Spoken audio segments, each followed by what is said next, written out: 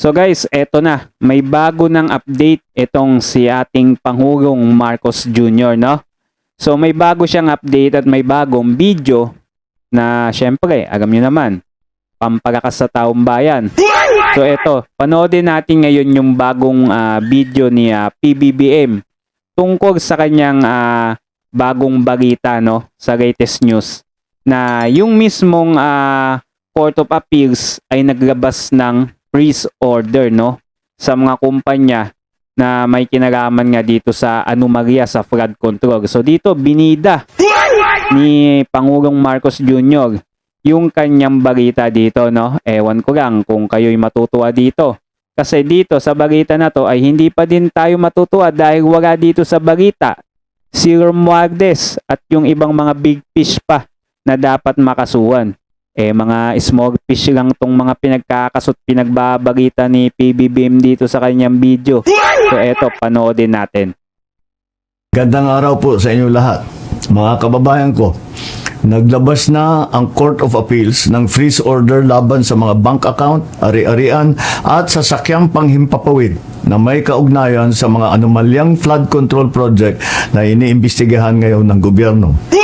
Sakop ng freeze order ang mga account at ari-arian ng Silver Wolves Construction Corporation at Skyyard Aviation Corporation. Pati na rin ang mga personal account at asset ng mga individual na nasangkot sa investigasyon. So ito, na-freeze na daw yung account nila. Ang tanong, saan mapupunta yan? 'Di ba? Saan mapupunta yan kung na-freeze nila? Syempre, may mga pera yan sa bangko, mga account nila, may mga bilyones yan o milyones. Saan ngayon mapupunta yan?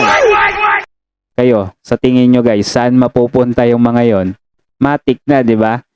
Dito, talagang pinagmalaki ni PBBM, no? Yung pag-freeze ng mga account ng mga sangkot daw dito sa anomalya. Samantalang, yung inihintay natin na balita tungkol dun sa mga kasabwat nga na sinasabi ni Zaldico na mga bigatin, no? Hindi ka kabilang yata dito sa balita ni PBBM dito sa video na to. So trending to ngayon guys, pagpatuloy natin yung video. Ay si Congressman Eric Yap at Ed Vic Yap. May mahigit 16 billion na ang pumasok sa mga transaksyon ng Silver Wolves mula 2022 hanggang 2025. Nakaramihan ay may kaugnayan sa mga flood control project ng DPWH. Kabuuang 280 bank account ang na-freeze, 22 insurance policy, 3 securities account, at 8 sasakyang panghimpapawid, kabilang ang mga eroplano at helicopter na konektado sa Skyyard Aviation. Pucha na yan, no? Matindi din yung mga pinraise nila at hinog nila, no? Biguhin nyo, mga sasakyang himpapawid na milyones ang halaga, tapos mga bank account 200 ba yun? Ang dami nun. Sabi natin may tag-1 bilyon ng bawat account, di pagdo-pagdo na naman ang gobyerno natin, no? Saan na naman kaya yan mapupunta ang tanong ng taong bayan dyan? Papakita kaya nila kung saan mapupunta yan? Tignan natin. Kailangan natin ang mga freeze order na ito para hindi maibenta ang mga ari-arian at para maibalik natin sa ating mga kababayan ang bawat pisong pinaghihinalaang ninakaw. Naku po, mukhang hindi ka panipaniwala yun mababalik sa kababayan natin yung kahit na piso, no? Maniniwala ako, mababalik sa bulsa ng magnanakaw. Di ba? Pwede pa yun. Yung mababalik sa taong bayan, mukhang putok sa buwan yun Di ba? Di ko alam kung maniniwala kayo dito sa sinasabi ni PBBM. Ding 8 taga-DPWH sa Davao Occidental na nagpadala na ng sulat na sila ay magsusurrender sa NBI dahil sa hinaharap nilang mga kaso. Inaasahan na rin nating lalabas ang warrant of arrest na ni Sara Diskaya itong linggong ito at hindi na rin magtatagal ang pag-aresto sa kanya. Magpapatuloy ang investigasyon, magpapatuloy ang pagpapanagot at titiyakin ng pamahalaan na ang pera ng bayan ay maibabalik sa taong bayan.